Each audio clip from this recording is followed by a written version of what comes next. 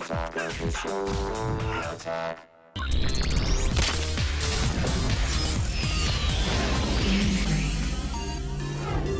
I demand that you please welcome X Plays Abbie. Heppe's here!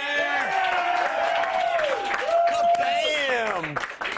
All right, so we've got two hack and slash type games to kick off the new year, but let's start with Darksiders. Now, it's sort of being coined as a God of War meets Zelda. Is that a fair mashup? It's a fair assessment. Okay. It borrows a lot of elements, the kind of puzzle solving, and God of War, the combat, the kind of one-button press kill at the end that's gory and crazy. The only problem is that it doesn't really do anything better than you would play in those games. Okay. Which kind of makes me not want to play it as much. How's the combat system? Is it as fluid as God of War? No, and it's not as deep. I mean, not that God of War has the deepest combat system ever, but it's not even as satisfying, because when you do kind of get to those like grand end kills, it doesn't look as good. All right, so so on the other side, is the puzzle solving? Is it Zelda-like, or what's that? Yeah, but not quite as intuitive and maybe not quite as fun. It's weird that they've blended these game elements and made this kind of mashup of these two very different genres, and it just doesn't seem to work.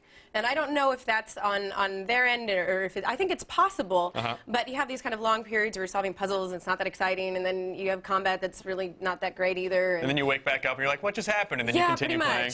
All right, so I think I see where this is going. And it's not a bad game. It's not bad. It's a well-made game. Okay. It's just not great. Well, so is it worth picking up, though? Maybe later in the year when you run out of things to play. Okay. So it's a meh. Yeah, it's a meh. All right, so let's move on to Bayonetta now. This game has been in development since 2007, and it was just released yesterday. So why would that take over 2 years?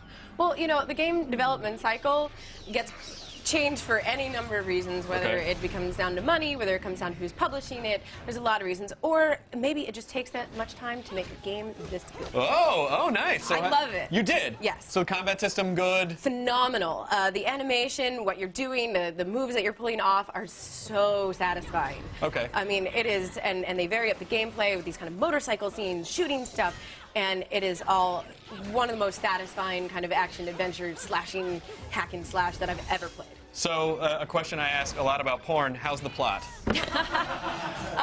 Vaguely incomprehensible. I'm not...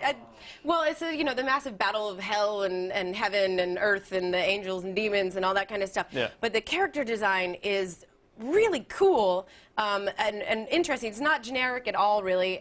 They take, I think, a lot of cues from Neon Genesis Evangelion. Okay. I think quite a bit. You'll actually hear the theme song going all the way through the game.